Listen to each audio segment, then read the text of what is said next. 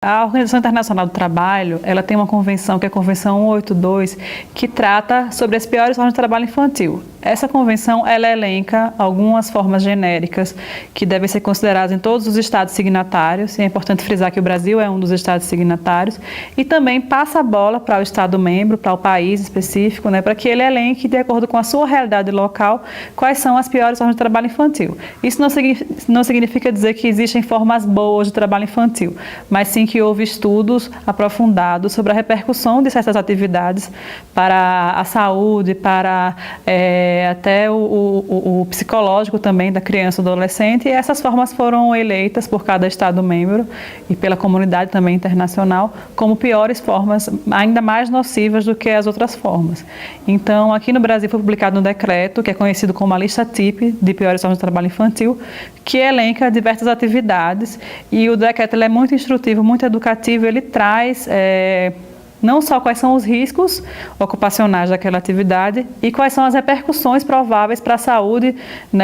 daquela criança, daquele adolescente. Em primeiro lugar, é importante ressaltar que o trabalho com entorpecentes, com substâncias ilícitas no tráfico de drogas é uma das piores formas de trabalho infantil. Vem sendo combatido também pelo Ministério Público do Trabalho e pela rede de proteção. Não vamos dizer que é um combate fácil, até porque a gente não recebe denúncias, há um receio da população justamente pela atividade criminosa que está envolvida por trás, mas existem atuações nesse sentido para combater o trabalho infantil em tráfico de drogas e no crime organizado em geral, porque não é só o tráfico de drogas, também no crime organizado em geral. Além disso, a gente tem que buscar e ressaltar que a infância é prioridade absoluta, então a gente não pode se limitar a duas alternativas ruins para a criança, ou você trabalha em outra atividade, ou você trabalha no tráfico de drogas. Temos que buscar educação integral, de qualidade para essas crianças, proteção, convivência familiar.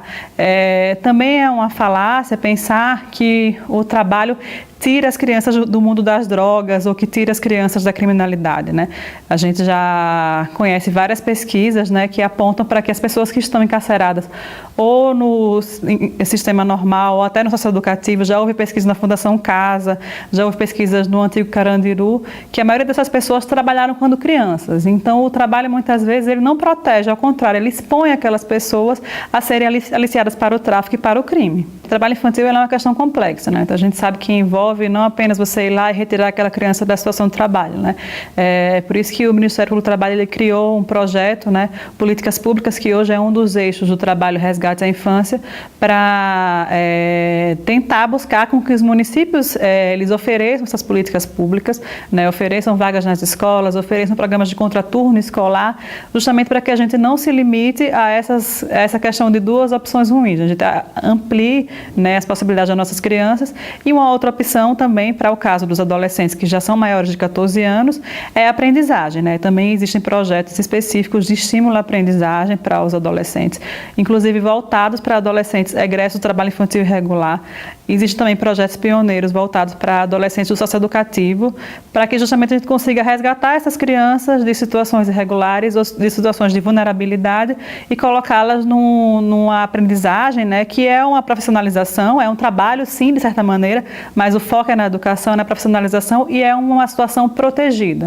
já que ele só pode ser exercido também em atividades que não sejam consideradas proibidas para menores de 18 anos. No caso dos adolescentes, a aprendizagem vem sendo realmente uma alternativa, o trabalho infantil irregular, justamente por essa questão do trabalho infantil ser uma situação com múltiplas causas, e uma das causas é a causa social, é a necessidade de implemento da renda dessas famílias. Então a gente consegue, muitas vezes, com os adolescentes maiores de 14 anos, retirá-los do trabalho irregular ou de uma situação de vulnerabilidade, colocá-los na aprendizagem, que é um programa voltado para a profissionalização, voltado para a educação. O adolescente ele não só vai aprender uma atividade, mas também ele vai ter noção do mundo do trabalho, vai ampliar os seus horizontes mesmo, de maneira protegida, que isso é o mais importante. Tudo é realizado de maneira protegida, só aquelas atividades que o adolescente pode fazer num ambiente adequado para a sua idade, Então, a gente consegue realmente proteger e garantir com que ele tenha uma atividade e uma renda. É importante ressaltar, né, que o artigo 227 da Constituição, quando ele traz a prioridade absoluta, a proteção integral para a criança,